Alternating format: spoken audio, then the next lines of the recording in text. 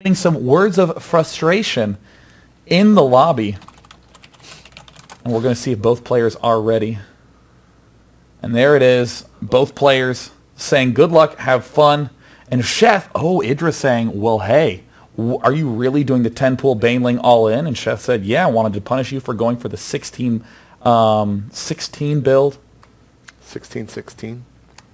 I guess that's you could either be referring to the 16-ish pool followed by the 16-ish hatch, but more often than not, he just thinks that the pool and gas from Idra were both late, both on 16. But indeed, no, they came down much earlier than that. And ooh, it's going to be close by air positions. We have Liquid Sheth spawning as the teal Zerg over here at the 9 o'clock position, and his opponent from Team EG. It is going to be Idra spawning here as the purple Zerg at the 6 o'clock position. In these close air spawns, the Mutalisks, as we've said, have been becoming increasingly popular. And I would point to Sheth as being a player who would be more likely to do that. Idra has never been one to experiment in creative styles. He's been the one to perfect the norm. In fact, we were even talking at lunch about the fact that he has not changed his Zerg vs. Terran in essentially a full year since the game was released. That is true. Now, it has changed a little bit towards the end game with the Infestor Broodlord. Just a tad bit, but yeah, he definitely sticks to what he knows and definitely perfects it like you were just saying. So, in the meantime, right now, we're going to be paying attention to the supply counts to see exactly what both players will be doing. No spawning pool for 10, or on 10 for Liquid Sheth this game. We see both players approaching 14 supply. Are we going to be seeing a 15 hatch here? Or are we going to be seeing that 14 pool, 14 gas that we are so accustomed to seeing in this matchup? It looks like both players might be going for that 15 hatch. Yeah, this is always a safe decision to do when you're in these close positions. No matter what your opponent does, you can always match and then build an extra drone. We see Idra planting his hatch down early, Sheth planting his hatch down early.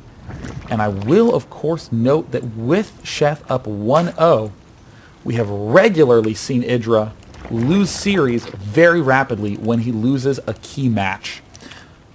Another thing, too, is that in this tournament, almost every single game has been a 2-0. So, we've only had one game go the distance 2-1 that was in the lower bracket earlier today. Jumping back into this game, we do have gas before pool for Sheth, and it looks like the same exact for Idra. Now, Sheth did hatch on 16 instead of 15 supply, and that means that he will have one extra drone mining for just a little bit compared to his counterpart in EG Idra.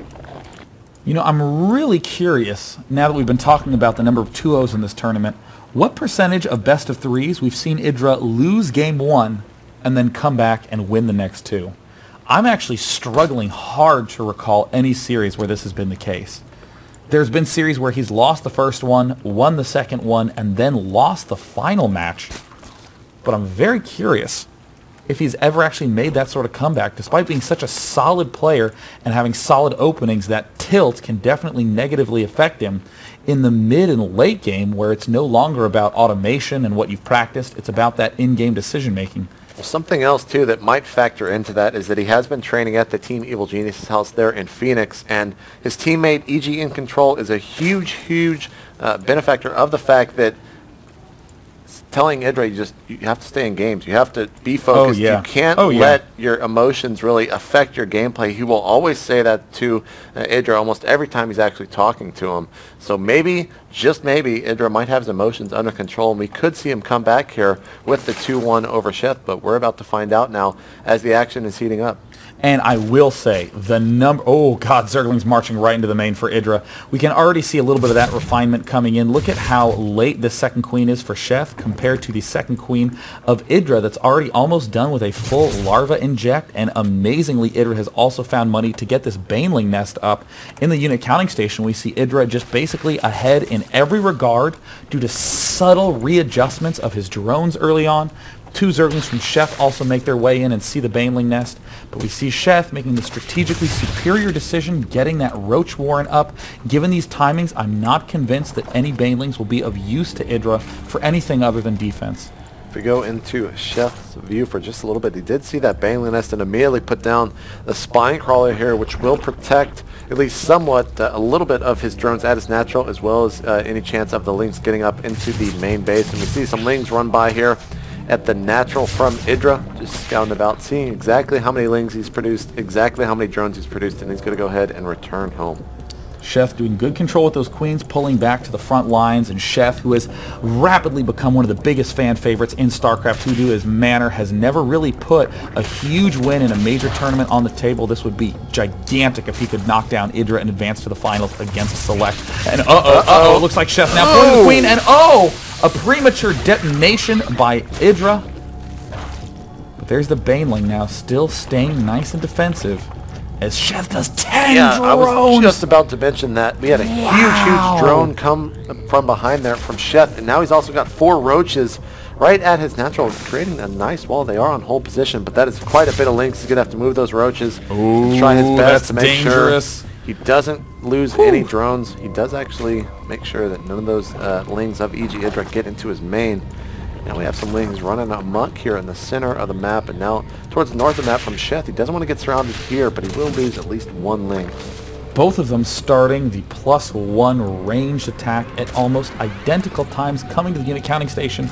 Amazingly, and God, I just cannot express how much this impresses me about Idra. We made a big deal about 10 drones popping out for Sheth. Well, somehow Idra is still ahead in the drone count. That is what happens when you have virtually no flaws in your early game. You just make magical things happen without even really having to try. One of the other things, too, that you're always talking about is never missing a larva inject. If we look at the main queen, it currently has 28 energy for EG Idra. Just now getting the second larva inject at the natural. Is he going to be using that extra energy there on the queen in the main for a creep tomb or anything? We'll have to wait and see. Going back over to the main base of Sheth, he is on point when it comes to the larva injects. Just a little bit of energy on the natural expansion queen, but it's a little bit ahead when in comparison to EG Idra. There's the 4th extractor popping out now for Idra. We see both players doing the 4 gas fast. It used to be 3 gas fast because players would just need that much to get upgrades, roaches, and roach speed. Yet this modern era of Zerg vs. Zerg sees players doing the infestors, the spine crawlers, etc., etc., etc. And look at this, a 3rd base from both players, the layer timing identical from both players. Zergling swinging around, and oh no! He's going to get the cancel. Oh, and will he get it? It looks like... Oh, he didn't cancel it! Idra with a gigantic mistake, and whoa! Sheth losing a gigantic mistake. And Gigantor is making an experience here between Liquid Sheth and EG Idra, Sean. I can't believe that both of them made that identical mistake. Both of them probably looking over at the hatch. There's the hatch going down. The Zerglings take out the drone again. It's a mistake, but at the very least not a gigantic one. And Liquid Sheth actually having, Idra having a lot of money in the bank, actually just bumped over 1,000. If we look at the unit counting station, 25 roaches for Sheth, 16 for EG Idra, but he does have 5 more drones than his opponent. If we go into the production tab, looks like that infestation pit did just finish for EG Idra. Over at the natural expansion, we also see a contamination onto that natural expansion hatchery. Overlord speed being upgraded as well as burrow. We might be seeing some 4 Fester hit squads coming up later in this match, if it does last that long, Sean. But if we go to the unit counting station, 34 roaches from Sheth. We do see Idra slightly ahead in that drone count. In production, we see more drones from Idra. Oh no, powering too hard, the cardinal sin to make in Zerg vs. Zerg. Sheth swept all the way over to the far right side to make sure that Idra did not have vision at that point. And it looks like a direct attack at the front, hitting long before any of those infestors can pop out. 33 to 19. Sheth has superior numbers, but the concave and spine crawlers are on Idra's side. Both players at 0-1 upgrades. The 2 spine crawlers are going to fall. And Sheth might just be able to steal the game here. Passaging glands finishing on the infestation pit, but just too many roaches there coming from Sheth. EG Idra is not going to be able to win this, but the infestors did just pop. He can get a nice fungal onto those roaches. He does get 1. But there's a lot more roaches coming. We see a giant limbo line of teal spreading down the map at the natural. And there's the good game. Sheth takes down Idra 2-0. A very surprising result. The 2 people everyone thought were going to meet in the winner's bracket final, Huck and Idra, are now both in the lower bracket, and it's going to be Sheth versus Dignitas' Select. And there's the smile. Never mind. Liquid Sheth was representing good. There's the heart. There's the heart. Sheth saying he's better.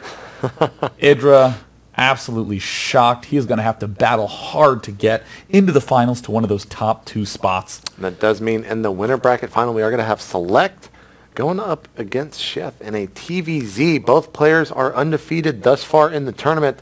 One of them is going to take their first loss tomorrow as we will be returning at 10 a.m. with the lower bracket action. I want to talk a little bit more about that game, that Zerg versus Zerg, about how that early to mid game feels.